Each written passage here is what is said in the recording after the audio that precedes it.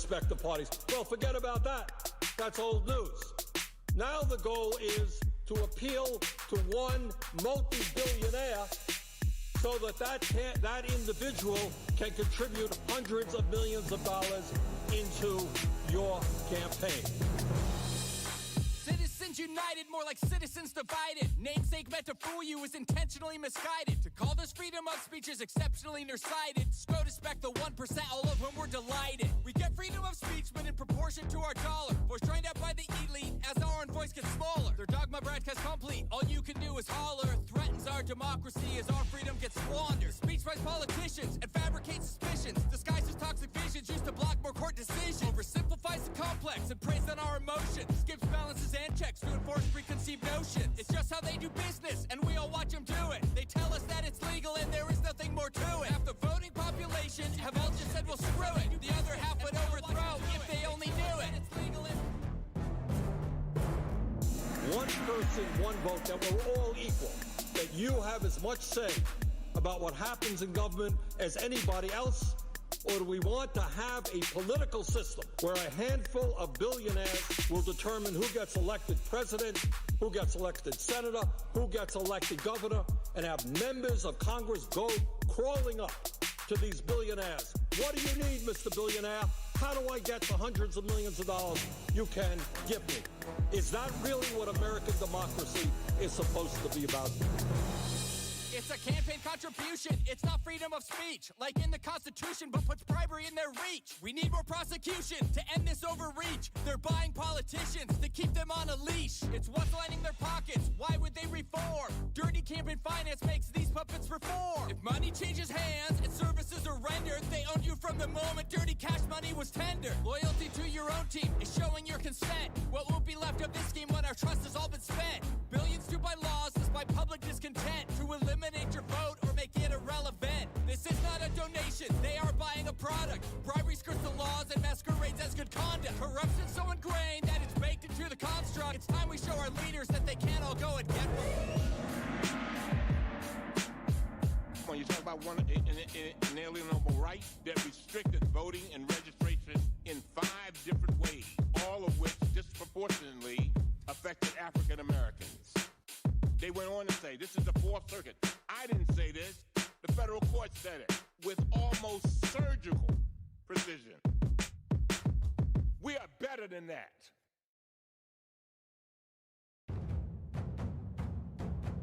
The 3 wealthiest people in this country own more wealth than the bottom half of America, 160 million people. The top 1/10 of 1% own almost as much wealth as the bottom 90%. In the United States of the rich, where you can pay for most any wish. If you were born with the cash, you don't even ask. In the United States of the rich, we're picking teams in a game where both sides lose, and billionaires get to choose what you see in the news. If you control information, you control people's views. If you can hide all the clues, then you can spin all the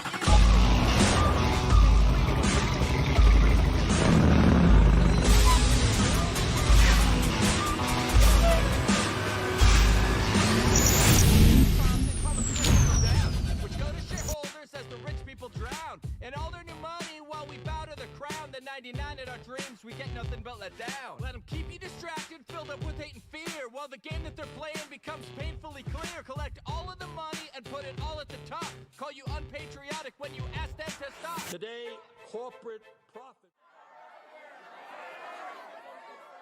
Go. Out of focus. There we go. Go on focus. And it looks like we are good to go. Okay, well, welcome. Welcome, how are we doing?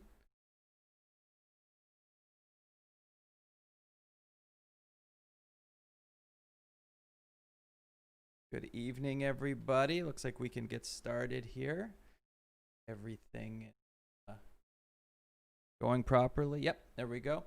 So welcome back again. So Saturday night. So I'd like to take a moment to thank everybody who has watched the last couple of weeks. So got some good feedback from people, heard some good stuff, and it was just great to have those people in there participating, everything. So hopefully we'll have a few people streaming in here, hopefully in the next short period of time. One of the bits of feedback I did get last time was, it's getting a little intense, a little bit heavy at the end there. So trying to lighten things up a little bit. I kept that in mind this week when I picked my stories. You can already see just about one of the cutest things I have ever seen. How could anyone feel kind of bummed out when you're watching this dog eat watermelon with his little paws there?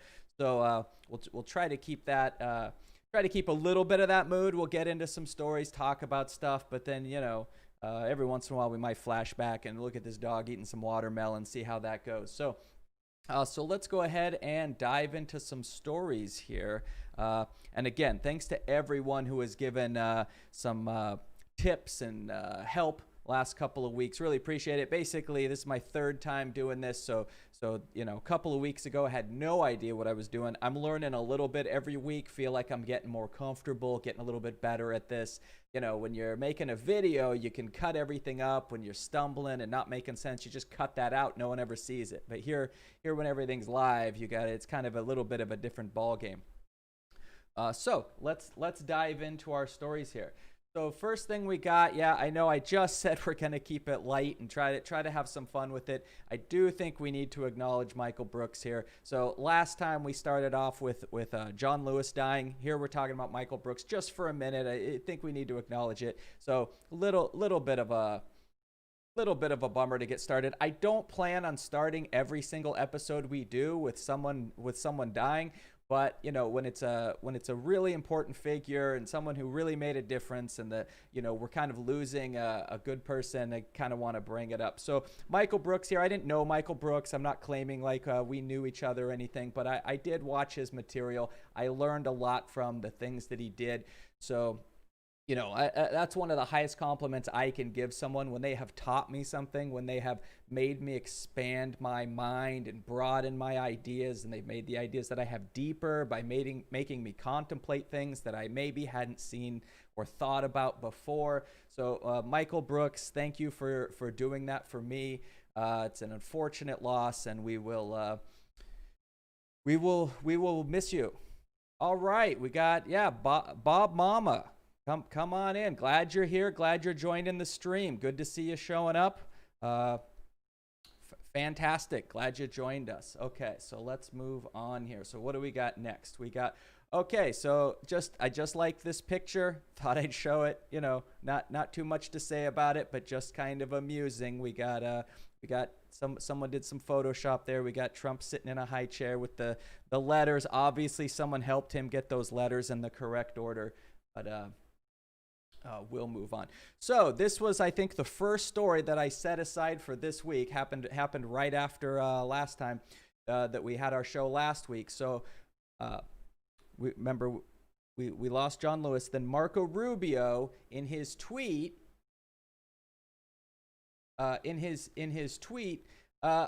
recognizing that we lost John Lewis, sends out a picture of him with not John Lewis. Right, someone else, and he wasn't the only one. I forget who the other congressperson was, but someone else did this. It just doesn't look good. Yeah, Michael Brooks was absolutely a teacher. I learned so much from him. You're right, Bob Mama. I learned a lot of stuff from him that you the kind of ideas you don't just hear. You don't just trip over these ideas. It's something that he was putting out there that was really valuable, and it's unfortunate that we lost him so early. He had, you would hope that someone would live so much longer. He has so much to contribute and give to this world. So here's the Marco Rubio tweet, right? It kind of blew up on him, embarrassed him. He did come out and he faced it. He didn't try to make up some kind of thing. He just said, "Oh, I put up the wrong picture. I apologize." Of course, hugely embarrassing, right? Hugely embarrassing thing to do. All right, so another good thing coming about. So a high school in Virginia named after Robert E. Lee will be renamed after John Lewis. Let's see if we can get this in the picture a little bit better there. So yeah, this is fantastic. So you can already see what's happening here is that these are the kinds of consequences that come from what our country is doing right now, where our country is acknowledging that there is a race problem in this country. Our country is, I think the situation that our country is in right now is we're having to address a lot of issues. We're figuring out that maybe the way we do medical in this country isn't so great, which some of us have known for a long time.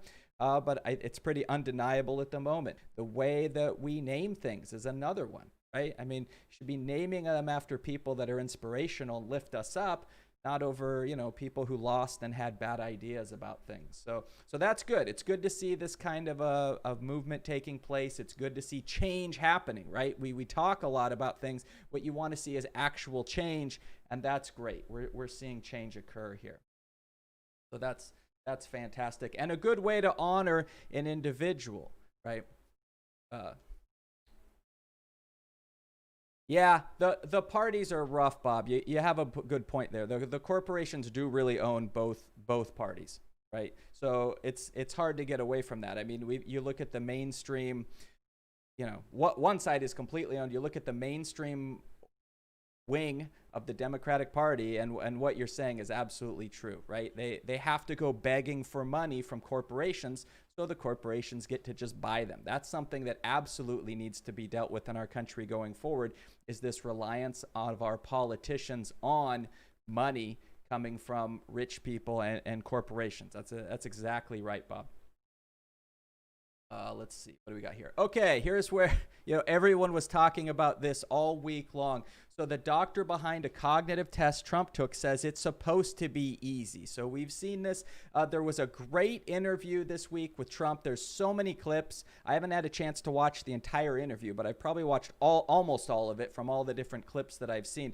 There's like a dozen really great clips from that interview to sit down and watch. So Trump's been bragging about his this cognitive test that he took, and it's supposed to be easy. The whole idea of this test is when something is wrong, or the doctor suspects something that is wrong, that is, you have maybe early signs of dementia or Alzheimer's, or you've hit your head, or you've had a stroke, or some kind of thing where they think maybe your brain isn't quite right.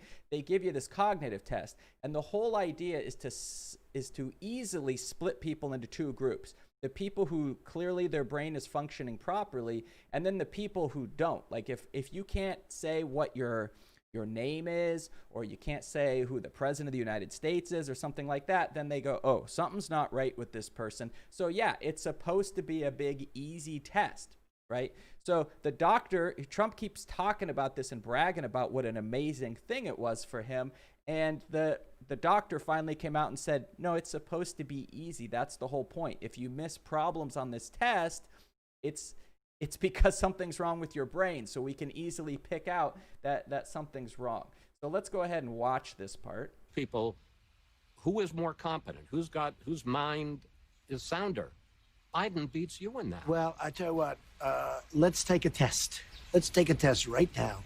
Let's go down. Joe and I will take a test. Let him take the same test that I took. Incidentally, I took the test too when I heard that you passed it. Yeah, how did you do it? Well, it's not the hardest test. No, but there's a picture and it says, what's that? And it's an elephant. No. You see, that's all misrepresentation. Well, that's what it was on the web. It's all misrepresentation. Because, yes, the first few questions are easy, but I'll bet you couldn't even answer the last 5 questions. I'll bet you couldn't. They get very hard, the last 5 questions. Well, one of them was count back from 100 by 7.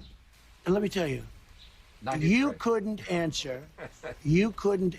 All right, what's the question? Many of the questions. I'd get you the test. I'd like to give it. But All I guarantee you that Joe Biden could not answer those questions. Okay. And I answered all 35 questions correctly. So that's fantastic. So basically, he's calling out Biden that, well, Biden couldn't do it. Biden could answer the questions that I asked. I passed this test, and it was no problem at all. And he's getting called out by the reporter here saying, yeah, it's got like a picture of an elephant, and it says, what is this? And then you're just supposed to identify that it's an elephant. I've probably watched this video 15 times throughout the week, and it never stops being amusing to me because it's just everything with him has to be the biggest and the most, and I'm the best and no one else can do anything. And this is a test that any average individual is supposed to be able to ace it, and he's convinced that Biden couldn't do it as well. Right? So let's hear a little bit more about the test. Let's hear more about that test. But I'll bet you couldn't even answer the last 5 questions. The very last questions ask that you name the date, the month, year, day, the place, and the city that you are in. And that is what the president of the United States is bragging about being able to do. But I'll bet you couldn't even answer the last 5 questions. So you just heard what the last questions on there were like. So there's different versions of this test, but it's known pretty well which one the president took. And he took this one where apparently at the end they're asking you about, like, what's the date? Stuff like this that really should be a no-brainer. So definitely this is kind of amusing. It doesn't stop being funny to me each time I see it. Let's check here. Oh, right. Here's a clip from that same interview where Trump basically just tries to pull one off, but he's actually getting fact-checked this time. This is part of the problem, is he says whatever he says, and then that becomes reality because later, reporters and, some of us go and check the facts. But what ends up actually happening is most of the people that hear him say it, they just kind of believe it. So here he's trying to fact-check the president in real time, and it kind of goes sideways. Sir, we have the 7th highest mortality rate in the world. Our mortality rate is higher than Brazil. It's higher than Russia. And the European Union has us on a travel ban. Yeah, I think what we'll do, we have them on a travel ban too, Chris. I closed them off. If you remember, I was the one that did the European Union very early. But when you talk about mortality rates, I think it's the opposite. I think we have one of the lowest mortality rates in the world. We're going to take a look. We had 900 deaths on a single day. We will take a look. This week. Ready? You can check it out. Could you please get me the mortality rate? Yeah. Kaylee's right here. I heard we had one of the lowest, maybe the lowest mortality rate anywhere in the world. You have the numbers, please? Because I heard we had the best mortality rate. The case rate of similarly situated countries, as Dr. Birx points out, and this is Number one low mortality rate. I hope you show this scenario because it shows what fake news is all about. Okay, I don't think I'm fake news, but we'll put we'll put our stats on. You said we had the worst mortality rate in the world, and we have the best. All right, it's a little complicated, but bear with us. We went with numbers from Johns Hopkins University, which charted the mortality rate for 20 countries hit by the virus. The U.S. ranked 7th, better than the United Kingdom, but worse than Brazil and Russia. The White House went with this chart from the European CDC, which shows Italy and Spain doing worse, but countries like Brazil and South Korea doing better. Other countries doing better, like Russia, aren't included in the White House chart. So it's a little bit of what sources are you including? Yeah, Bob, it's definitely been covered a lot for sure. So yeah, you have a point there. But it brings up a point of it depends what you're going to include in your sources, right? So we saw there were 2 legitimate looking reports. Depends on what set of data you're working from. But if you actually include all the other countries, it looks like the United States is not ranking nearly as highly as Trump would like to say that everyone is doing. So here's a good story. So this is actually supposed to.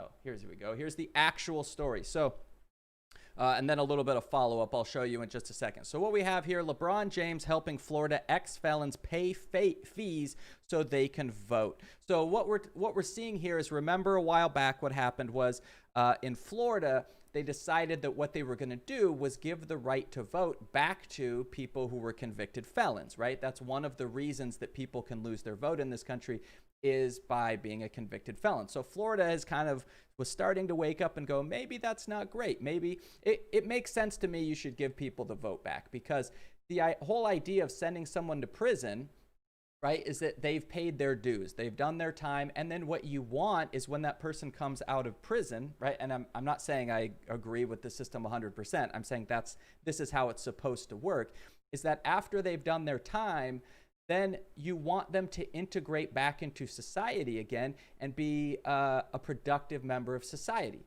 right? Well, that's hard to do if you're still punishing people in an ongoing way, right? If you've done your time, you've paid your dues, come back and get a job and come back into society in a way that works, but we're still going to keep things from you. We're still not going to let you vote. We're still not going to let you do a few other things.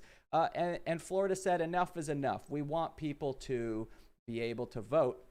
So then what the state of Florida did is they passed a law that says, well, you have to pay off any fines in relation to your incarceration and your prosecution and all that kind of stuff. All those fines have to be paid before you could vote. So this actually went to the Supreme Court, and the Supreme Court said that's okay. That law is fine, right? So this was kind of the Florida government still trying to keep those people from being able to vote by saying, fine, ex-felons can vote, but you got to pay everything off first. Supreme Court said that's okay. I still can't fathom, I can't wrap my brain around how the Supreme Court came to that decision, considering a lot of people are calling this a poll tax. And it's, if you just sit down and try to walk your way through it, it's really hard to have that conversation without it being described as a poll tax, right? Oh, well, in order to vote, I have to pay all this stuff. It's just straight up a poll tax, which we're not supposed to have in this country anymore. So there's kind of, I'm a little bit mixed on this. I really like the idea of people voting. I think everyone should be voting. And I like what LeBron James is doing here, right? But one of the things I don't like in this country is this idea that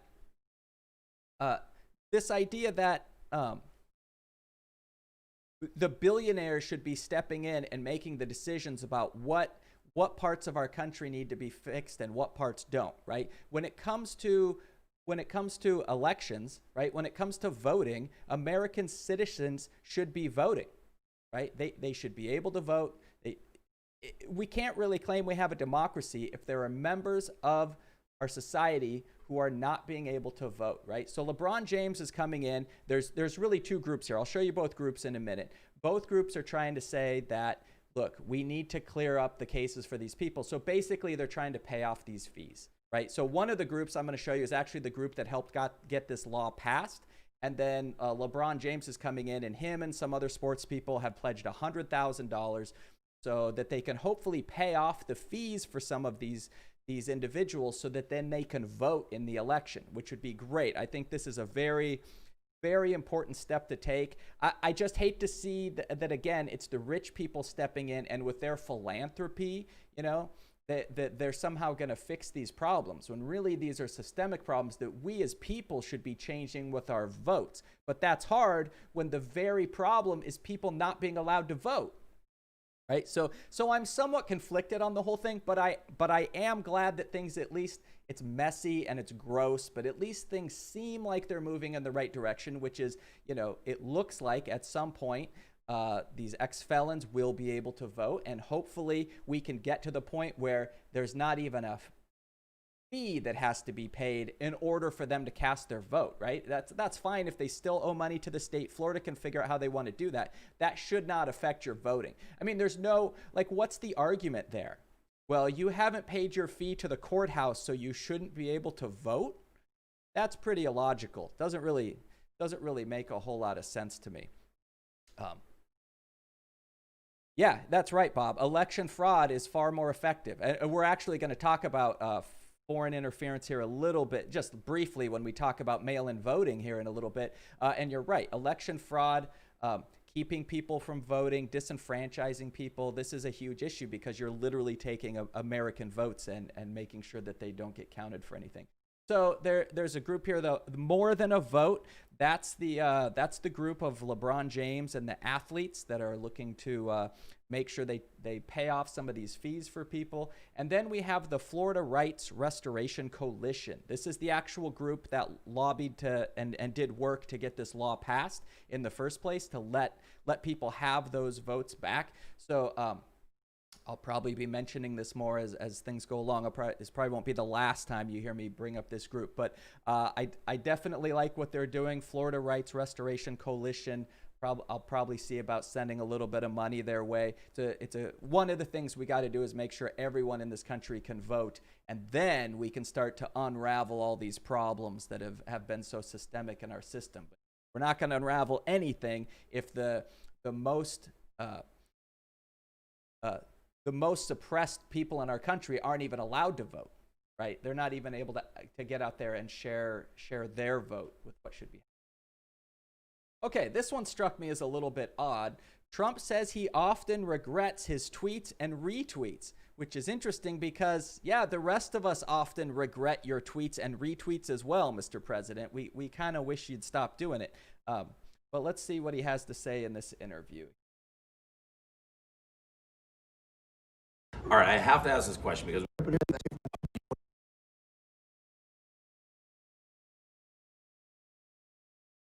important. So it's been very important for me. do you sometimes, because I follow you on Twitter, and I know I do this, but I'm not the well, my nickname is El Prez, but I'm a company, so we're doing it. Do you ever tweet out and be like, wake up, be like, oh man, I wish I didn't send that one out? Often, too often. Yeah. You know, it used to be in the old days before this, you'd write a letter and you'd say, this letter's really bad. You put it on your desk and then you go back tomorrow and you say, oh, I'm glad I didn't send it, right? But we don't do that with Twitter, right? We put it out instantaneously, we feel great, and then you start getting phone calls. Did you really say this? I say, what's wrong with that? And you find a lot of things. You know what I find? It's not the tweets, it's the retweets that get you in trouble.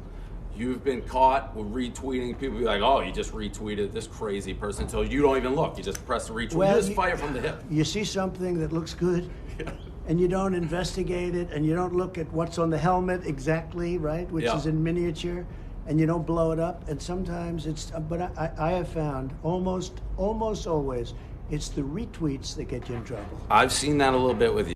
Yeah, so the president is learning that, you know, you shouldn't really send out a rough draft of something. You should maybe sit on it for a little bit and think about it, especially if it's going to be controversial, right? This is what many people have learned, say, in a workplace. If you're in a situation where you might be kind of have some emotions about a situation, maybe you're a little annoyed or angry about it, just wait on that email. Go ahead and write the email, wait a few hours, wait a day before you send that out, because later you might go, like he said, I'm really glad I didn't send that out. But apparently when you have, what does he have, 80 million followers, something like that? Yeah, no thought at all. Just send it out to 80 million people, see what happens, it'll be fine. It'll be fine. Well, apparently he regrets his tweets nearly as much as some of the rest of us do. All right. Trump administration unveils executive orders to curb drug prices, but they come with caveats. So this is one that I've kind of been paying attention to for a while, because, you know, he talked about this when he was running for office. He said, one of the things I'm going to do is get drug prices down.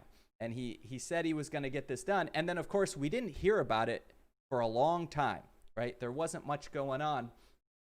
So here he finally came out and said, yep, we're going to change some things. Now, in that interview we saw earlier, right, the one that's been all over the news this week, he said he was going to roll out an entire healthcare program. So maybe that's still coming. He said in the next couple of weeks you're going to see this stuff. He said he was rolling out an entire healthcare program, and all we've seen so far is that he's got some executive orders about drug prices. So hardly an entire medical program, but also it's not even as good as it sounds, because one of the reasons I've been holding on to this is, you know, people will say, well, can't you say anything nice about Trump? And my usual response was, well, if he really cuts drug prices like he says he's going to, then I'm gonna have to say, okay, that was a good thing that was done by the president, right? If we're gonna hammer him when he does something wrong, if something comes out right, you kind of got to admit it. Except we're not to that point yet, because what happened with these executive orders is, I think he's just using it as a ploy to get attention, because they're not really fulfilled executive orders yet, and it's not clear that they're ever going to become reality. Because what happened was he basically said, because it was July 24th, he said, drug companies, I'm giving you a month. I'm giving you a month to do something about this on your own. Otherwise, we're going to implement these rules here, right? And some of them are about like insulin and stuff like that, which is good, right? We've all heard in the news when the companies were price gouging over insulin. Like, you know, we've heard about the cases where people can't afford insulin, so they're trying to stretch the insulin longer than they should be using it, and then they end up dying and stuff. So it's a serious problem in this country.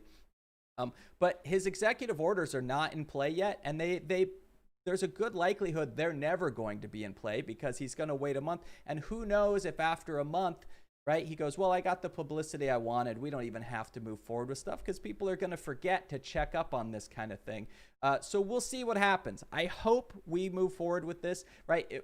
When you listen to him talk about it, he was saying, oh, the prices are going to be so low. We're going to pay as low as the lowest country out there and all this kind of stuff that sounded like it was a move in the right direction rather than us paying 5-10 times what other countries pay.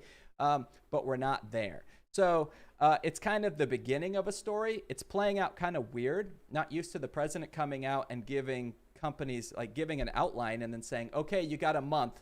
You got a month to do something about it. Otherwise, we're going to do it for you. Maybe that'll be a good approach. We'll have to see how this ends.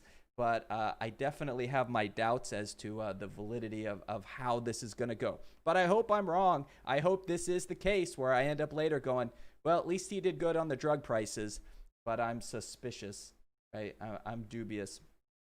Okay, then we've got this. So there was talk this week about military spending, and I've mentioned this in a number of my videos where I think this idea we have in this country where we are so willing to spend money on the military, and yet anything else that needs money, no one wants to pay for. Well, a significant portion of our population doesn't want to pay for it, right? Oh, that costs too much. Yeah, that's going to make me have more taxes. And yet, no one says anything, or many people don't say anything, when our military budget is upped by a huge amount of money, right? So what's happening is people are calling for a 10% reduction in military spending and to put that money somewhere else. Well, of course, people are up in arms about that. Well, why would we spend that money on other things? Well, this graphic shows it pretty well, right?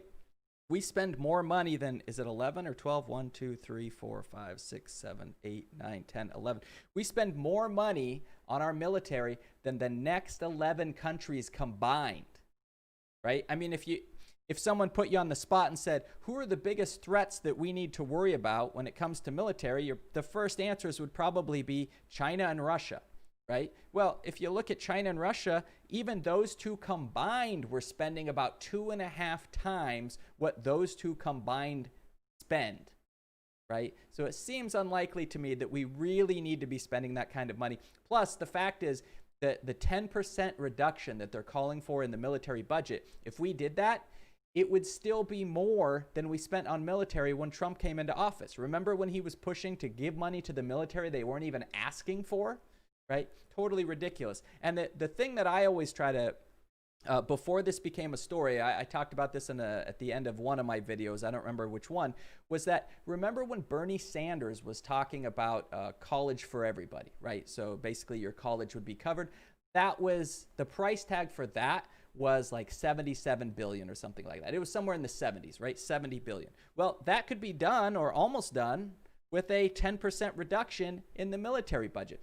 So when that was being discussed, it was crazy, right? Oh, that's crazy. How irresponsible would that be to spend $70 billion on sending people to college, but somehow no one batted an eye when we added that to the military budget, right? So this idea of, yeah, why don't we scale back a little bit, right? Remember, that's what they attribute. One of the things that contributed to the difficulties that the Soviet Union had was they were spending so much of their budget on military that it made it harder for them to handle a lot of other things. Well, this graphic doesn't give me a whole lot of confidence that we're doing it well, right? Right? It just kind of puts it in perspective that this is probably not the direction that we should be going on things. Okay, I like this one mainly because, you know, I like that the protesters are getting out there. The protesters are making themselves heard. I love this sign in the middle, this one that says, Chad Wolf listens to Nickelback.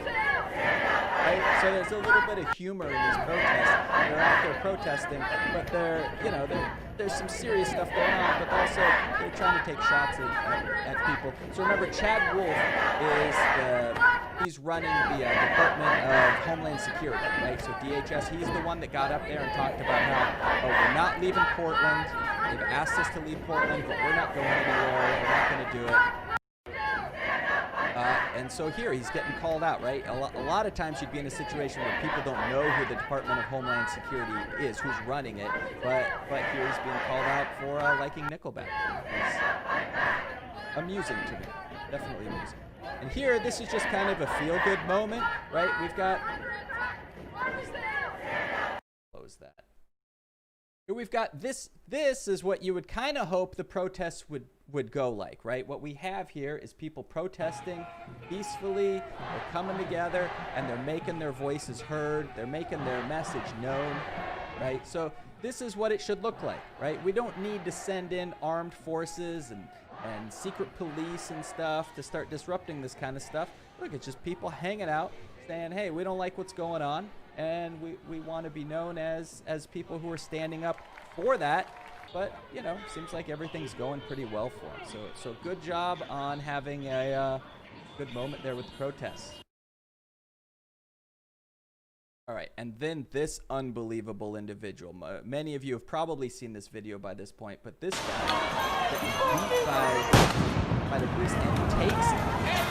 Look at that.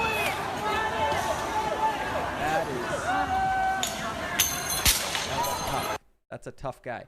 So it turns out that he did break his hand, right? He was actually Navy. So he was a former Navy, and he basically was going up to them and calling them out for, what are you doing to these protesters, right? We're out here, we're trying to have our message heard.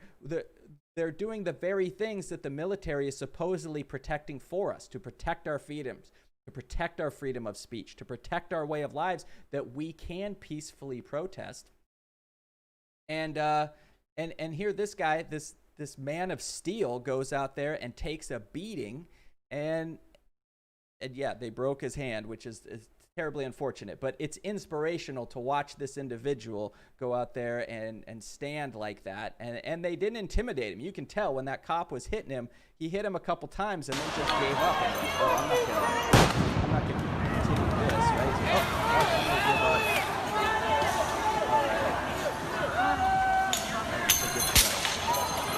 Good for him. Good for him. Hey, ye old underpants gnome, welcome. Glad you made it to the stream here. Good to have you in the chat. Glad you're here. All right, what do we have next? Okay, House Dems push legislation to criminalize quid pro quo pardons. Yeah, this seems like a no-brainer, right? We've got a situation where there's some, the Stone commutation, and we've got Flynn and all this other stuff kind of going on. There's a list of names that Trump has been able to step in and help with the pardon power in one way or another, whether it's a pardon or a commutation or whatever it is. It's definitely sketchy because he's helping the people. Basically, it certainly appears. We don't know all the facts because we didn't get good investigations into all of this. We didn't get complete investigations into everything, but it certainly looks like they're being rewarded for keeping their mouths shut, right? Which is exactly not what you want in a functional government. So, in a functional government, you want people either going to prison or not going to prison because they're either guilty or not guilty, not because you're in cahoots with the president and they're going to come take care of you, and he's going to make sure you don't do time. Otherwise, he has to always be afraid in the back of his mind that you might decide to start talking to get your get out of jail free card if you spill the beans on the president. So what this situation would do is it would basically eliminate a couple of things. One is it would make sure that the president who is giving these pardons could not benefit in any way, right? It's not just about like a dollar amount. It's, really, if there is any benefit to you pardoning this person, you can't do it. And of course, if they're suspected of being in a crime with you, that a crime took place and they were part of that crime and it could come back on you, they're saying, yeah, that would be taken care of by this rule, because if you're pardoning someone because you don't want them to testify against you, this would protect you from that. This also, one of the things they put in later, where there was an amendment added to this bill, was that you can't pardon yourself. Because basically our government for a long time has already decided you should not be pardoning yourself, right? I mean, that seems like a no-brainer. That seems obvious, right? When you pardon someone, it's supposed to be like unbiased. It's just the facts of the case, not how it relates to you. Well, it's impossible to pardon yourself on an unbiased basis. Hey, that's about as unbiased as it could get. So what they put in there was also a rule that says no pardoning yourself. Now, the DOJ back, I think it was right after or right before, right around the time of Watergate, the DOJ came out and said, yeah, you can't pardon yourself. That's ridiculous, right? Remember, the DOJ has a number of rules that aren't necessarily written in the Constitution, but they've decided that's how they're going to do things. So, for instance, we ran into that during the Mueller report, where we said you can't charge a sitting president. Well, that's not in the Constitution. That's just what the DOJ has decided a long time ago, is that you can't charge a sitting president. So they just went with it. Well, this is a situation where they've also decided now, back during the Nixon administration, they said, well, you can't pardon yourself either. But let's face it, if you look at Bill Barr and you look at Trump, it wouldn't be surprising at all to think that they might try that same thing, where the president would somehow pardon himself. By Trump, I'm talking about, would try to pardon himself. So basically, they're setting it up now because they can see where things are going a few months from now, where he might try to pardon himself on the way out. And they're saying, we would like to take care of this. Now, I can't imagine that McConnell's going to do anything about it, but there's this growing list of things that the Democrats have tried to pass, which Mitch McConnell is doing nothing about. And I'm sure they're going to play this up as we get closer to the election and saying, look at all this corrupt stuff we're trying to fix, but the Republicans aren't interested in fixing any of it. All right, this one looks kind of funny at first. There's actually a story to it. It's not just a meme. So we've got, where are we here?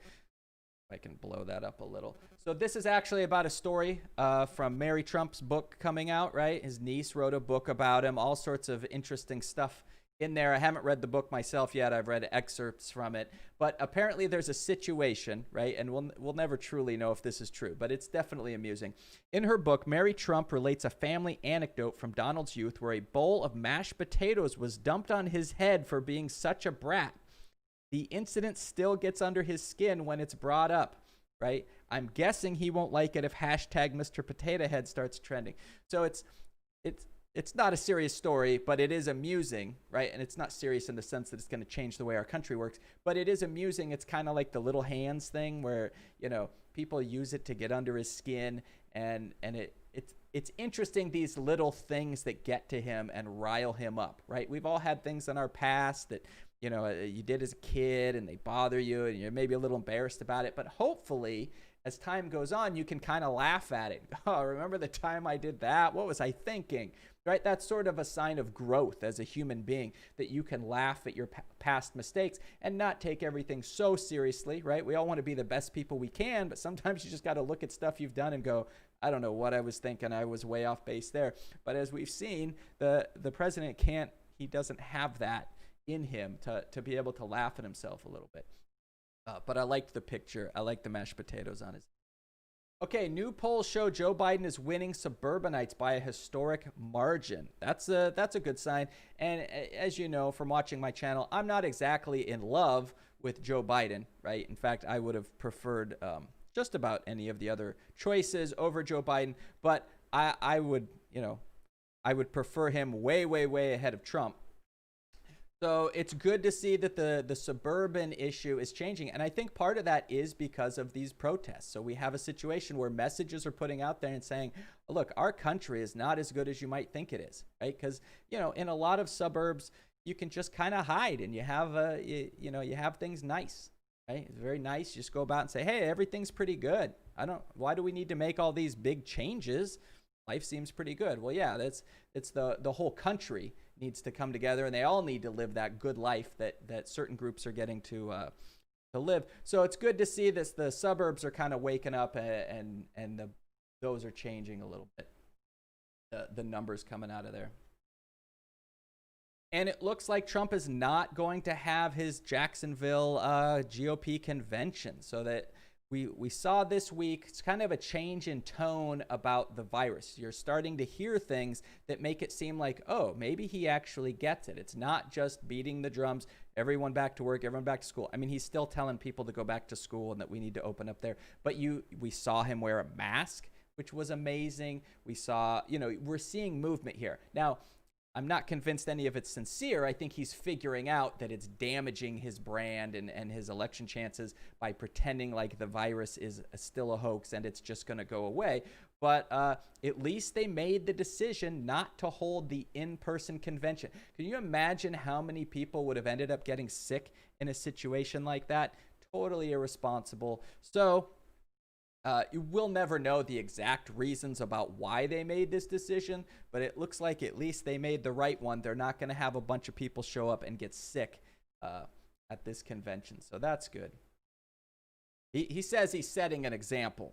Okay, whatever. As long as you're doing the right thing, I guess that's good. All right, and there's a number of swing states here that could go either way, right? It's early. 100 days is a long time, and it's right around 100 days left before we vote. A lot of things that can change, a lot of things that can happen. People are talking about maybe even losing Arizona. There's talk of Texas going blue. There's a little bit of talk, although it seems unlikely, about Arizona going blue, and some of these states in the Midwest that Trump won by a very small margin looks like they're possibly going to go blue. So people are kind of predicting, like they did with Texas, like you've been hearing for a few years, that it looks like Texas will eventually go blue. I didn't think it was going to go blue this time. We'll have to wait and see if it is. It looks like it's going to be close, but it's way closer than I was expecting it to be in this election. I thought we might be looking at, somewhere between 4 and 12 years before that really had enough time to take effect and go blue in Texas, but we'll see what happens. We'll see. We'll see if they can pull it off. It seems like some of the stuff Trump's doing is actually turning off, not his main hardcore base, but some of the peripheral around that super hardcore base. Some of those people are starting to question, are we on the right side of things here? I think they're definitely going to find themselves on the wrong side of history, but at least a few people are starting to wake up a little bit. Okay, and then we had AOC's situation. So the speech is long. It's like a 10-minute speech. So obviously we're not going to just go over it here. I mean, we're not going to play the whole thing here. Go ahead and check it out on YouTube if you want. But basically what happens was AOC was on the steps of the courthouse. She got, so Representative, I forget how to pronounce his name now. Is it Yoho? Basically came up and started harassing her. And then when she basically told him like she wasn't having any of it, he called her an effing bitch and walked away. And it didn't just end there, right? You can imagine in an earlier era, that would have been the end of it, right? He got to bully her, got to be abusive towards her, and then that's just where it would have ended, and she just would have had to deal with that. Well, AOC's a fairly strong woman here, so she didn't just take it. She spoke up about it. And she's not just being a pushover when he apologizes, right? There's always this thing, well, he apologized, whatever. No, she gave a great speech, and I think this is a speech that people should hear, right? And that, it's kind of these ideas we were hearing a while back with not necessarily the Me Too movement, but there's this push the last few years where women are really trying to say, look, there's some inequities here. There's some difference between the way men and women are treated in the workplace still, right? And it was a great speech, so check that out if you get a chance.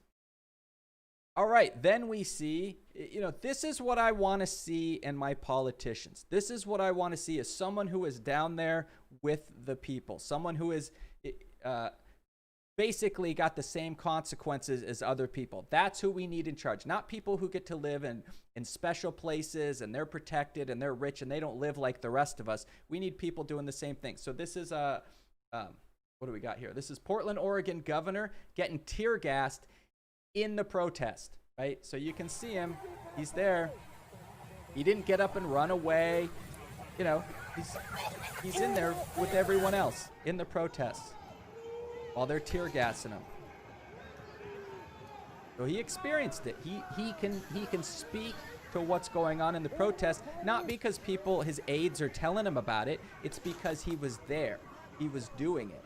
And that's leadership. That's what we need from, agree or disagree with the people who happen to be in charge of your city or state or your congressman, whatever, right? You might not agree with them, but whatever side of the aisle they're from, your side or the other side, we need people who are one of us in there. right? People who have the same kind of issues that we do, and it's good to see this. Right? Happy to see this. There have been a couple other politicians, mayors, and stuff like that who have had some run-ins, but you know, we're actually seeing this man be gassed out here.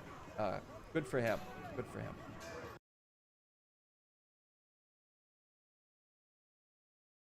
All right, now this was interesting. I didn't even catch this at first. I was kind of confused by this story. So this is a situation where it's sort of a performance art piece, right? They put this, they created this pretend statue. This is actually human beings, right? They put on the gold spray paint and they put themselves here, and it's their artistic version of a statue that, you know, they would want to put to represent the time. So you might not be able to see it. Let's see if I can bump up the size a little bit here. Is that gonna look big enough? There we go. That's pretty good. So the sign over here says BLM, Black Lives Matter. So essentially, we've got this situation where he's holding up the book, and then we've got some type of police or military officer beating down the Black Lives Matter movement. Very representational. Right, there's definitely a message being conveyed here. And just a little side note: these little ornaments on the corner right here, that's a golf ball sitting on a golf tee. So nice touch with the golf ball and the golf tee. I like that. All right, and you know, I'm not a big fan of these giant corporations, and Apple is one of, if not, I guess, must be smaller than Amazon, right? But Apple is one of the biggest corporations that has ever existed on this planet.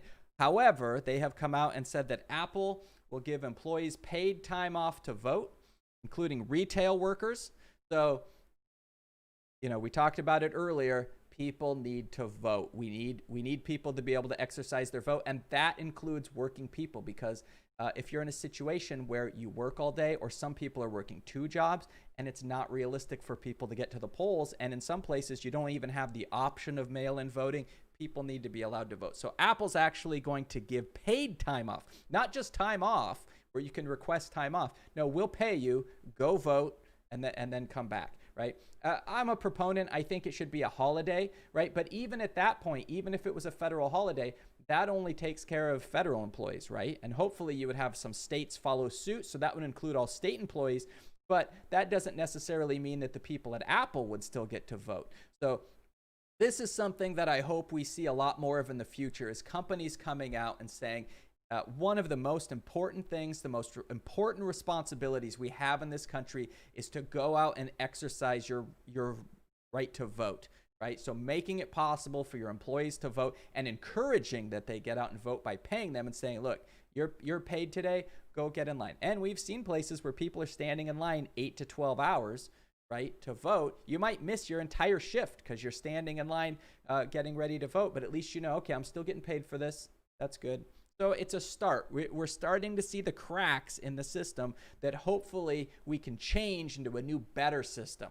That everyone's voting, and it's not a financial hardship to go vote, right? That's not what our country should be about, because you don't really have a democracy if some people have to make a decision between, you know, their health and a vote if there's a virus, or between a monetary situation of missing a day's pay. For some people, missing a day's pay could be a huge deal for you. You shouldn't have to choose between that and exercising your right to vote. All right, what do we got here? Oh, we got an article here about, let's see, I have another one of these. So basically about mail-in balloting. So yeah, ranked choice voting. Yeah, that's an important one. I'm definitely a proponent of ranked choice voting. I would like to see more of it in the future. It fixes a lot of issues. It sounds like a lot of people get put off by the idea of ranked choice voting. So Bob, good job mentioning the ranked choice voting there. You mentioned ranked choice voting to people, and they, like, I saw propaganda even this week about, well, ranked choice voting actually means you get extra votes. That's not how, that doesn't even make any sense. But that's, I don't remember, it was some conservative person was I don't remember who it was, but that's, I think it was a Fox News, one of these segments where they're going off about stuff, saying that, oh, ranked choice voting is basically multiple votes because once your first choice is taken away, now you get to recast your vote for someone else. But look into it. Basically, there's a lot of the problems we have in elections gets taken care of with ranked choice voting. But one of the first things that occurs is people stop trying to rip each other apart, and they start coming together and actually treating each other civilly. Because if you're running against someone, you want to be the second choice for their voters, and that person wants to be the second choice for your voters. Right? Well, you're not going to be the second choice for that other person's voters if you're hammering that person and ripping them apart. They're not going to want you elected at all, so they'll pick someone else for their second choice. So one of the things that occurs is everyone gets along a whole lot better instead of the kind of nonsense that we've seen, right? We saw this time around in this primary, we saw stuff we'd never seen before when Trump was running, and how all of those people were treating each other in that election as well. Yeah, and that's a good point you make, Bob. It makes third parties viable as well, because you can vote for the person that you want instead of right now we always hear about, well, I don't want to throw my vote away. I want to vote for this person, but I don't want my vote to be meaningless, right? Well, so what you do is you cast your first place vote for that third party person that you want to vote. And once that person is eliminated, then your vote changes to whoever your second choice pick was. So yeah, it is. We could do an entire show on all the great things about ranked choice voting. And Bob, you're spot on about the benefits of that. So what they found is that there's really no, Trump's coming out like the boogeyman here, and he keeps talking about how mail-in ballots are just going to lead to fraud, and that's basically not what happens. So I've lived in a couple of states where you have mail-in voting. When I was in Colorado, I don't think I ever voted mail-in, and I don't remember if they had it when I was there. But I voted by mail in Washington, and I voted by mail in California, and it's fantastic, right? You fill out your stuff at your leisure, you do all your research, you fill it out, and then you just take it to the post office and you throw your ballot in there. And they talk about, we've heard these stories, like I watched a press conference, Trump was saying, oh, well, what happens is then another country they print up thousands of ballots and then they just fraudulently fill them out. It doesn't work that way, because you basically can't do that. And that's what they talk about in the article, because what happens is you would need all of these different ballots, right? So even like the city that I live in, they have the different representatives for the school board are based on where you live in the city. So for school board, so one city is going to have, I think it's 6 or 7, or I don't remember how many people there are on the school board, but you would have a different ballot depending on what part of the city you're in, because you have different people running for that seat, right? It used to be that you'd have a big list, you'd vote for all of them, and then they would just put those people in on the school board. But there was some lawsuits and there was concerns about equity, so they changed it. So basically, the part of the city I live in, we pick our representative. So it would be very difficult for a foreign country to produce at mass scale these ballots when there's so many different ones. I mean, my county alone probably has hundreds of different ballots, right? Because of the way this has been happening in the state of California. The way the school boards and other city council and stuff like that is being voted on is different, where it's basically based on your location. Had to do with equity issues.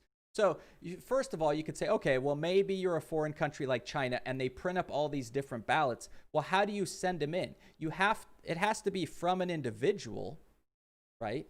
And you have to have a name, an address, a signature, and then you're going to get all these ballots into the U.S. and send them? Because if the ballot was sent from China, that's going to look at it and go, wait a minute, this was sent from China? Why are we getting all these ballots that are sent from China? I mean, it just doesn't even make any sense that any of this would happen.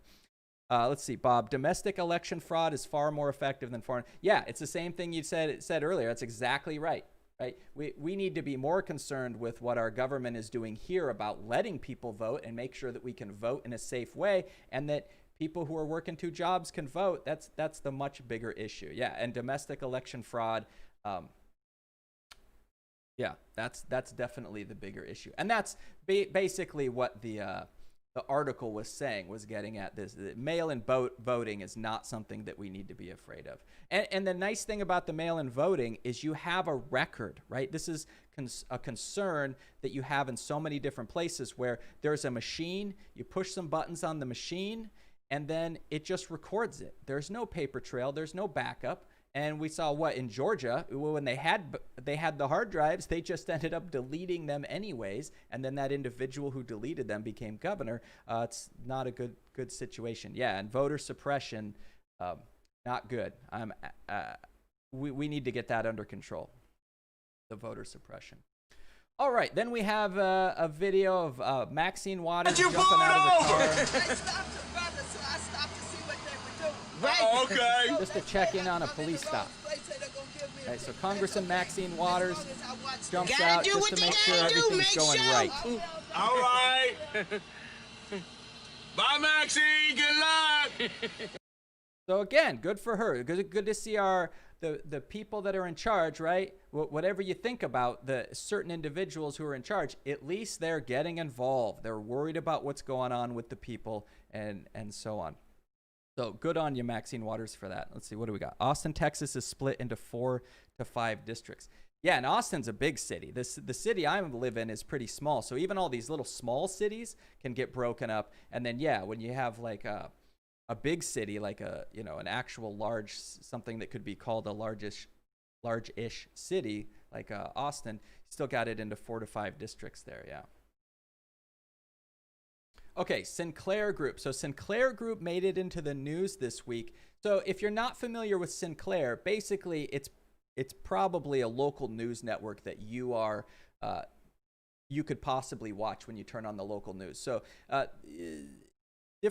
different reports have come out about this, but still it seems like a lot of people are not aware of this. So what happens is you tune into your local news and you think you're watching local news, but a significant portion of that local news that you're watching was actually written, in New York or somewhere. I forget where Sinclair is based, but basically what they do, they run a few stories about like a local murder that occurred and maybe a fire or something like that. And then they go to these stories that are being written somewhere else at the headquarters, because Sinclair Group actually owns a whole bunch of these local news, right? And the problem is when you poll people, they trust their local news more than they trust these other, like CNN and Fox News and something like that. They go, well, at least my local news isn't some part of some big corporation. I can trust them a little bit more.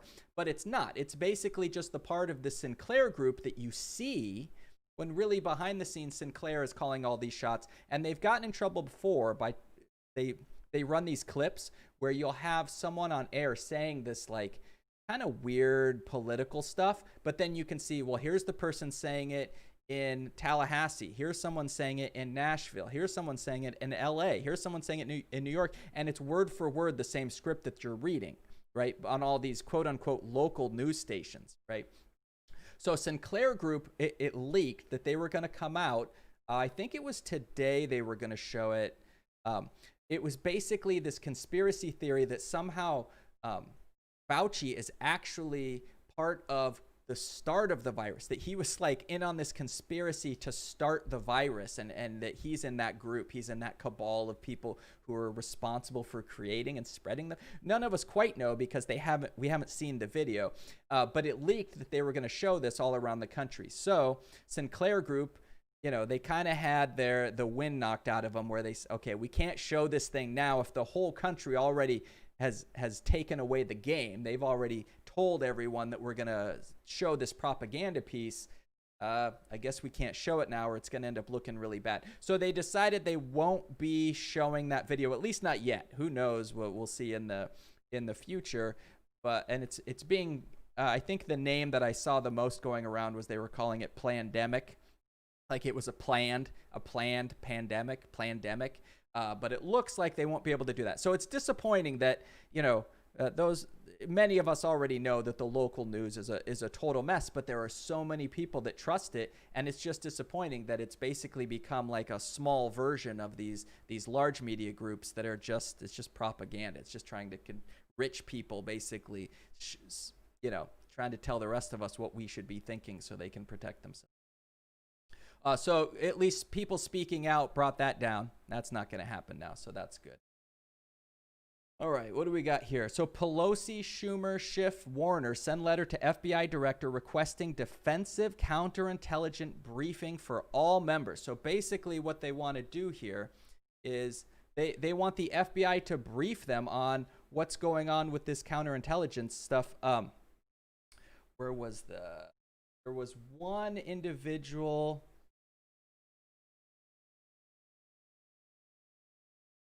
Gotten the name of the individual now. I thought I wrote it down, but apparently I didn't. So there's a specific member of Congress, and they're a little worried about maybe a little bit influenced by Russia, and this person has spent a fair amount of time in Russia. So basically, they're trying to say, look, FBI, we want to make sure you're paying attention to the fact that we may have people in Congress who owe Russia, right, or are friendly to Russia, and we want to make sure that those individuals are not being able to steer the country in some kind of a way. So this is like the early stages. This is a developing story. We'll see if anything happens with it and what's going on, but it's good to just know that that's occurring. Oh, I talked about this one already. The Trump drug prices, we already talked about. I must have doubled up that tab there. And then here's kind of a weird one. So it's just a Twitter interaction with Elon Musk. But again, it shows you this danger of basically the billionaires existing in the first place. Let's blow that up a little bit. So Elon Musk tweeted out, another government stimulus package is not in the best interest of the people, in my opinion, right? And then there was the response, you know what wasn't in the best interest of people? The U.S. government organizing a coup against Evo Morales in Bolivia so you could obtain the lithium there. And this is what's amazing. Elon Musk's response was, we will coup whoever we want. Deal with it. So, you know, this is not the kind of thing that's going to make us more friendly to billionaires, right? This is... They're just flaunting it now. We're going to coup whoever we want. Come on. That's not what we want to hear. That's not what we want to hear. Yeah, let's see. Underpants Gnome, they have time to focus on Russia yet ignoring the working class. Yeah, I'm right there with you. I agree. I'm very concerned about this next bailout, that it's not going to be about the people who need it, right? Because the first bailouts were not for the people who need it. Yeah, there was some checks sent out, but not in a way that, like, if you look at the amount of money that was spent on those early bailouts and the amount of money that went to like working people, it's an embarrassment. And, you know, people from both sides signed off on it. So it's not even like you can just blame one side. It seems like, you know, I don't know. But yeah, you're right. They focus on Russia, yet ignoring the working class. That I don't even know why people are going home right now. This is a historic period in our country. And why are the congressmen breaking and going home? I get you got to go home and you got to get feedback from people, but everyone's kind of at home anyways. So, you know, you got to make sure that you got to make sure you're protecting people. They should be working around the clock to come up with systems that are helping the American people. And we can't even do that. Yeah, the Federal Reserve buying corporate debt directly. That's right. That's part of what's propping up the stock market right now, right? You're starting to hear the early signs of people talking about, well, what's going to happen when everything kind of starts to fall apart here. And it'll be interesting to see. CDC investigating salmonella outbreak in 23 states. So, you know, just throwing this in here to remind us all, I'm sure we all know, CDC is fairly important, right? There are those who want to not fund the CDC or, you know, just sort of ignore it. They do good work. I'm not saying they're perfect, and I'm not saying they can't be made better, right? I'm sure there are issues that we can work on. But there's a number of times throughout the year when the CDC gives us information that is literally helping people's lives, helping them be healthy. And this is a case. We've got a salmonella outbreak in 23 states. So they're trying to figure out, well, what exactly is going on here? What is the cause? They don't know the cause yet. They haven't tracked this stuff down. Well, that becomes a whole lot harder to do if you don't have a CDC. Right? That's like what the CDC does. They come in and they look at that and they go, oh, maybe we can help you figure out what the problem is so that we can fix it and people stop getting sick here, right?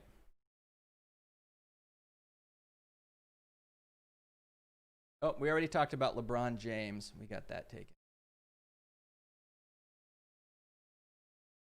And then there's the issue. So Donald Trump and Ghislaine Maxwell. So she was she was basically the person who procured, seemed like kind of laying the groundwork for the Jeffrey Epstein, right, who mysteriously, right, quote unquote, committed suicide in prison, and now his Ghislaine Maxwell, his sort of, think of her as the assistant who sort of made all this possible, did all the groundwork for this kind of stuff. She was basically hiding out in people's houses, like going around the world, and rich people were protecting her. She was kind of hiding out for a while. Well, she ended up getting arrested when she came back to the States, and now she is in custody. So Trump the other day said, what did he say? The exact quote, "I wish her well," I think was what he said. And people are starting to suspect that was a little wink, saying, look, you see what I do. You see how I take care of people who don't speak, because she's in a lot of photos with Trump, right? She's in a lot of photos with a lot of people. So I know I come after Trump. I come after Trump because he's in charge, right? Bill Clinton has been in a lot of these photos too. I'm not as concerned about what Bill Clinton's doing because he's not running the country. If Bill Clinton was running the country right now and we saw these photos with him, sure. Yeah, take care of him. And right now, go after him. I don't care if they go after Bill Clinton, but there's only one person who's sort of running the country here. And there are apparently some very powerful people who want to make sure that this doesn't go south. So they need to make sure that she's actually being protected in custody. And people think that was kind of a wink because they think there's some big names that we've all heard, right? Clinton, Trump, number of other people, Prince whoever, tangled up in all of this. So hopefully we can get to the end of this. There were several there were several potential pandemics before Trump, but they were handled scientifically. Yeah, exactly, right? They were handled in a way where they didn't get much further. Now every pandemic's a little bit different, so who knows what would happen, but it's hard to argue that, like, in a time of pandemic, that you shouldn't be using science, right? I would rather have scientists calling the shots when we do this kind of stuff. Okay, which one is this? Oh, Wall of Veterans, right? So we saw in Portland. Center that. So we saw in Portland there was the Wall of Moms, right? So the Wall of Moms protecting the protesters, because who's going to go up to a wall of moms and start pepper spraying them? I wouldn't be surprised if we see it, but it's harder to do, right? I think it gives you some extra pause rather than like a bunch of young people locking arms. You got these moms out there. Like, I don't know. You'd have to have a really good reason to go pepper spray a bunch of moms. That's not going to look well. So we had that happening, which is great. Great move. It's great to see these groups coming out and saying, you know what, our group is going to be on record as saying we don't stand for this kind of stuff. And now you have veterans, right? This is great because there's so much built-in credit to veterans a lot of times, which is good, right? I mean, veterans went and they did service. It's one of those situations where you might be against. Were the moms gassed? Oh, the moms were gassed. Right. That's right. But now you have veterans, right? So a lot of times, the veterans get kind of politicized as being on, members of one party or the other. But now you have veterans standing up and saying, we went out there and we fought for people's right to do exactly this, to have peaceful protest. So it's great to see that, right? Remember that tough guy we saw earlier who was getting beat up by those secret police, and they smashed his hand. He was a veteran, right? So it's good to see this making a name. We can see more and more groups that are standing up and saying, don't include us in the group that's against this. We actually think people should be able to protest, and that's fantastic. Right. He was from the Navy. Good to see. Yep, U.S. health experts, scientists, like we were just talking about, calling for a second coronavirus shutdown. It could be argued whether we really had a first shutdown or not. I'm in California. We had a shutdown, and then for a couple of weeks, you could get your hair cut. I didn't get in there in time because I'm a little paranoid about this kind of stuff. So I won't be standing there with someone breathing 6 inches from my head for 45 minutes while they cut my hair. I won't be doing that for probably a long time till I'm vaccinated, basically. So, but we were, for a short period in my state, we were allowed to go and get haircuts, and they kind of open restaurants with some conditions, and then boom, they shut it all down again. So we're basically back to not being able to do much. In fact, they shut down the beaches. The beaches is one of those situations where people, I think, they argued that the beaches should be open because you're probably not going to get infected on the beaches. The problem is if you let people go to the beach, well, where are they going to eat? They have to go to eating establishments. Where are they parking? They're going to go to the stores that are downtown and all this kind of stuff. So that's like in my community, I think that was the idea, was doing that. So it looks like we're going to see a second shutdown. Parts of the country never shut down in the first place, which, we won't know. They're going to be studying this thing for years, but maybe that could be a contributing factor to why we didn't get a handle on it in the first place. Seems like people think that's possibly the idea, is that, in Florida and Texas, this thing was just spreading before people realized it. And then all of a sudden when it bursts, it all comes at once. Like they were saying in New York, right? At the very beginning, it was spreading around New York for weeks. No one really knew about it. And then all of a sudden, everyone's sick at the same time, kind of hits everybody. So just be aware. Hopefully you're being safe. Hopefully you're taking care of yourself and your family members, so that you can be safe when it all ends. And don't worry, Paw Patrol is safe. Okay, I'm sure that you were all very concerned about Paw Patrol. Press Secretary Kayleigh McEnany scared the heck out of the entire country by telling us that Paw Patrol was canceled. It is not true. So you take a deep breath and a sigh of relief here. We saw under President Obama, violent crime started to tick up, started to come down under this president. He restored law and order. And then this defund the police movement has been an absolute travesty. And it's why you have 67% of Black Americans who worry that the criticism of police will cause police to pull back. So this president is looking at this in a saving lives lens. I want to save lives. I'll put federal money in, as he did. Financial assistance was announced with AG Barr, and also additional manpower. He's very keen on seeing the violence in our streets end. He wants to protect the people of this country when derelict Democrat mayors and governors do not.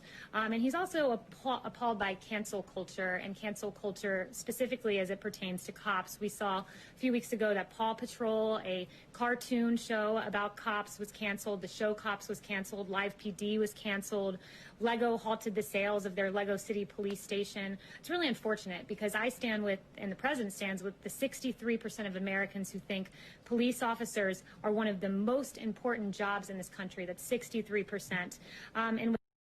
We saw... So there was so much in that video we just watched. I'm pretty sure I could do an entire video just on that one clip and all the stuff in there that was wrong with what she was saying. But the takeaway, trying to keep a little lighthearted on a Saturday, she did claim that we've lost Paw Patrol weeks ago, but it's still around. Now, some of those other shows like Cops was canceled, but at that same time, it came out that apparently they've been editing a lot of the footage to make sure that it never looks bad for police, because that was their job, is to have a popular show, right? And if the show was made of the kind of stuff that we've been seeing, otherwise, these videos that we've been seeing that have caused the protests, we could have fixed this a long time ago, right? Yeah, I agree. Teachers should be paid more than cops, or at least as much. I don't understand. I'm an educator. My wife's an educator.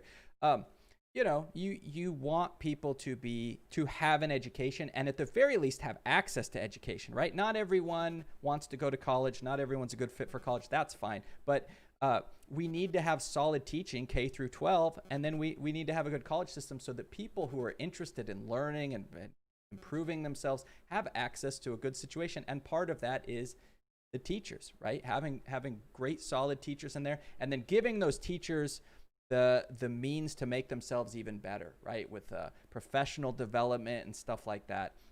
So yeah, teachers absolutely should be taken care of. What do we got? Couple more stories left. What do we got here? Let's skip this one here. So we had a Supreme Court decision So John Roberts sides with Supreme Court liberals over Nevada church COVID opening. So I'm glad to see this. Don't like to see too much the situation where, I'm not a big proponent of churches getting to act differently than, simply because they are churches. It's not really my favorite. So, I think that, if you want to study your religion or practice your religion in a way, that's fine. But if you're infecting people, if your entire church gets infected, now those people are all going to infect other people. It's going to spread, right? So if there's a court order about safety, like in California a couple of years ago, they did away with the religious immunization. What do you call it? Where you basically can say, well, my kid's not vaccinated because it's my religious beliefs. California a couple of years ago said, okay, but your kid can't go to school, right? So in order to be in public school, you have to be vaccinated. That's a situation where I agree with that. Your personal beliefs should not be infringing on other people's safety, which is exactly what we're dealing with right now, right? The safety of individuals. And John Roberts is just such a conundrum. I mean, you just never know exactly what he's going to do. There's times where he makes a decision and exemption. Thanks, Bob. John Roberts comes out and it's like, you just never know what side of things he's going to go on. Yeah, and the churches got billions in grants but pay zero taxes. That one is mind-boggling to me, right?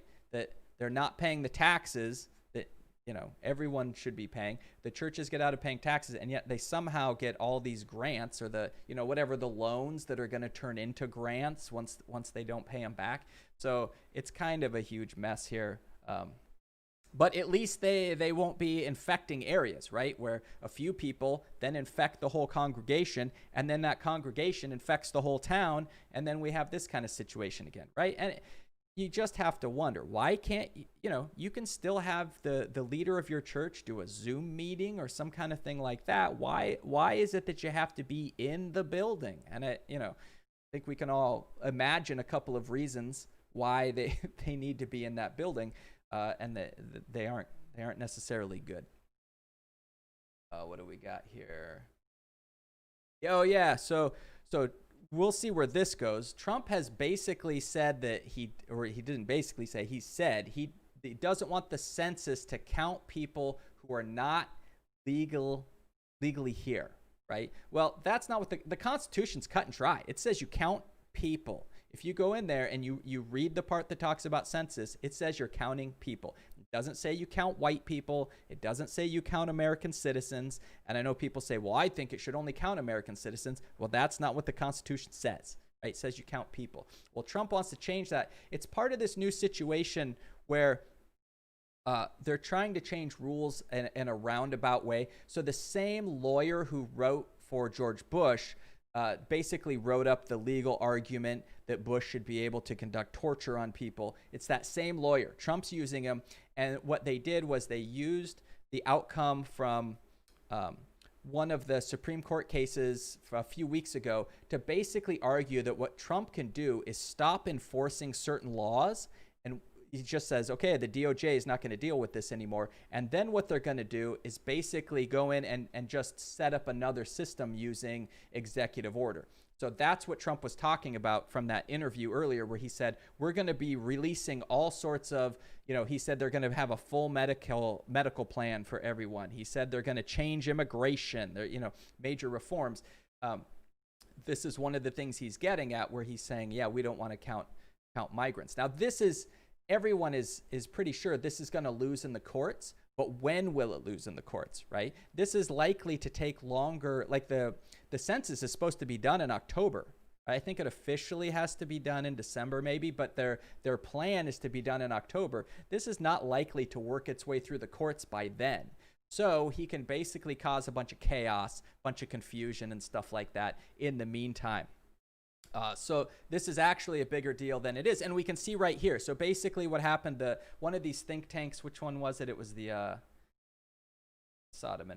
Pew Research Center sat down and basically started crunching numbers about what is this likely to do. And you can see California, Florida, and Texas, it's going to change the number of representatives that they have. Now, those the number of representatives that each state has is likely to change anyways during the census because the populations have shifted. So they're going to split up the different percentages of people. So that's going to change anyways. But then if you choose to not include undocumented individuals, it's going to change them again. So basically what Pew set down is they said, what are the two outcomes, right? We've got the outcome where we count everyone, the outcome where we don't count undocumented migrants, and then looked, and it will be a different outcome to the number of representatives that each state has. So pretty important, right? Because this is something that you want to get right. Yeah. Let's see. Okay. Looks like, is this the last one? Nope. We're actually done there. That's it. So that's the stories for the week, right? Kept a little less intense than last week. They got kind of intense there at the end last week. If you remember. So trying to keep it a little bit lighter this time, little bit less intense. So thanks for coming and checking out the live stream. Great to have you guys here. Lots of discussions in the live chat. Great to see you guys giving all this. Great to see you commenting and all that kind of stuff. So great work. Thanks for coming and checking it out. I will stream again next Saturday, 6 p.m. So thanks for coming and checking it out. And we will see you next time. Thanks, everybody.